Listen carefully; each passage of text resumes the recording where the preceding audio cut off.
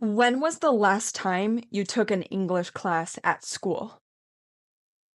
There is a reason I'm asking that because I believe if you took an English class a long time ago at school, or you recently took an English class at school, I believe that it's nearly the same experience.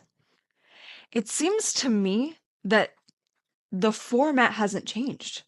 It's still that old traditional style that leaves you with that robotic brain that keeps translating. Now, I really analyzed it as I'm so passionate about why this happens. Like I really did some digging. And here's what I have found. And you can let me know what your findings are too, because I'm interested. This will really help you understand what's the wrong method and how to fix it. Because if we are wasting time with the wrong methods of learning, we can't even make progress. We'll waste time, we'll waste energy, we can waste money too. And I hate being in this situation, and I think you do too. I did it with Spanish and Mandarin. I was there. Okay, so I really know. All right, so what is wrong with the way that they teach in schools? In my perspective and in my experience, the biggest issue that they are having in schools and how they're teaching is because of the way that they show you your native language side by side with the English vocabulary. Just very robotic, like the blanco, white. Ni hao, hello. Like it's so robotic, and almost all like beginner language courses start off like this because it's easy, it's efficient. You already have the words in your language, so let me just show you the direct comparison. But no, no, this is wrong. This is wrong. In my opinion, this is not the way. Why? What's wrong with that? Because when you do that year after year after year, you still translate in your head. You start with your native language and then you go into English. I'm sure you can agree with me. Let me know. I want to know if there's other cases, right? This is literally my view. Okay, here is what should happen in my view. This is what I wish would have happened with my Spanish and my Mandarin. And it did happen with Spanish. That's why I know that it's effective. It kind of did happen with Spanish. That's why I learned so quickly. 4 years. Um, what should happen is no English. Like, sorry, no native language. And just analyzing through context, analyzing through body language, analyzing through pictures. This method is TPR. And I'm going to make a video about this, and hopefully I did. Once I do, I will put it in the description. TPR is total physical response. And this can help you really build the context of the words.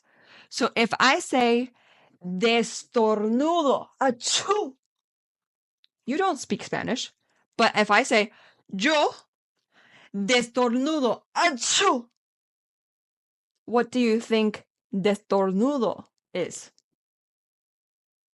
It's achoo, sneeze. And you knew that because of how I did the body language. And that's the way you really learn it naturally.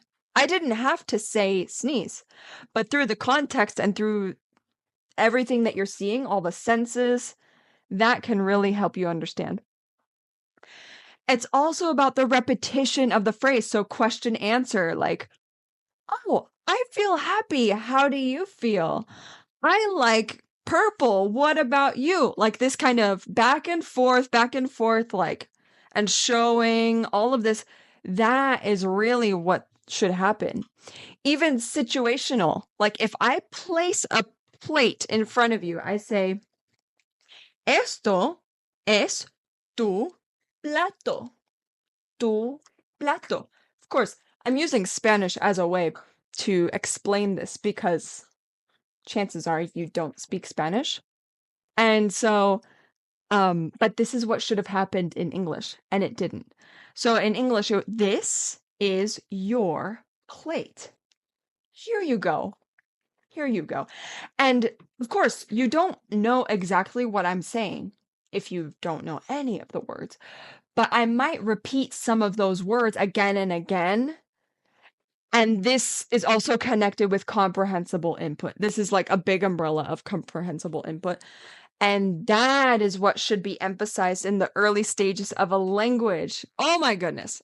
I know that all of the language geeks will go in the comments and talk to me about that because I've only just started knowing about this. Like I really found out about this before I knew that there was already a concept for it.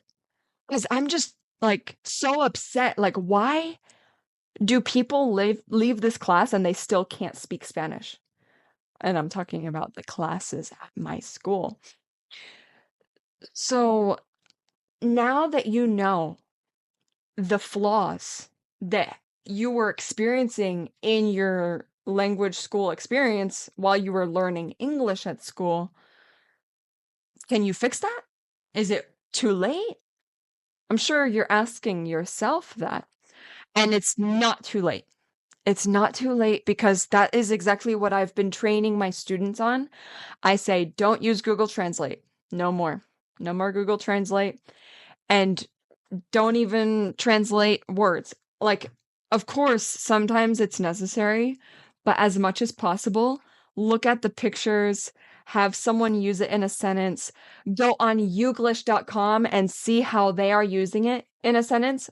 Awesome resource that you can see different videos where they use the word. Oh, I mean, I have all the resources. What is the other one? Phrase Me. Phrase Me is another great website. You put in the word and it gives you video clips from the first one was YouTube videos, second one was shows. That is the way. Context, images, senses, not translating. Okay. If this was useful, go ahead and subscribe below, give me a like, comment your thoughts, and don't forget you can book a lesson with me today. Just visit the website. I put it in the description, speakonenglish.org. Book your lesson, send me a message. I am here for you. I don't want you to struggle anymore. It's frustrating, especially as an adult. And if you have a kid who wants to learn English, I love that. Go ahead and let me know.